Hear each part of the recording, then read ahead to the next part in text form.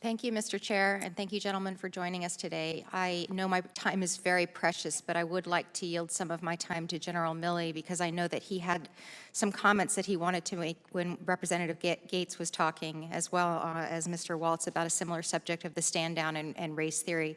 Would you like a minute or so to comment on that? Do you remember what your line of questioning or thought was there? Sure.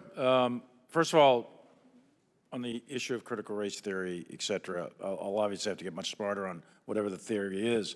But I do think it's important, actually, for those of us in uniform to be open-minded and be widely read. And the United States Military Academy is a university.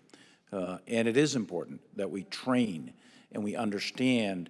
And I want to understand white rage, and I'm white, and I want to understand it.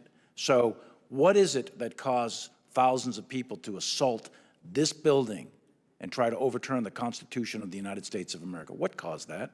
I want to find that out. I want to maintain an open mind here, and I do want to analyze it. It's important that we understand that because our soldiers, sailors, airmen, Marines, and Guardians, they come from the American people. So it is important that the leaders, now and in the future, do understand it.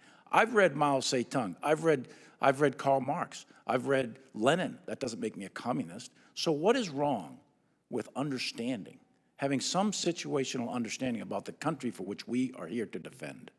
And I personally find it offensive that we are accusing the United States military, our general officers, our commissioned, non-commissioned officers, of being, quote, woke or something else because we're studying some theories that are out there. That was started at Harvard Law School years ago, and it proposed that there were laws in the United States, antebellum laws prior to the Civil War, that led to a power differential with African Americans that were 3/4 of a human being when this country was formed. And then we had a Civil War and Emancipation Proclamation to change it. And we brought it up to the Civil Rights Act in 1964. It took another 100 years to change that. So look, I do want to know. And I respect your service, and you and I are both Green Berets. But I want to know. And it matters to our military and the discipline and cohesion of this military. And I thank you for the opportunity to make a comment on that. Thank you, General.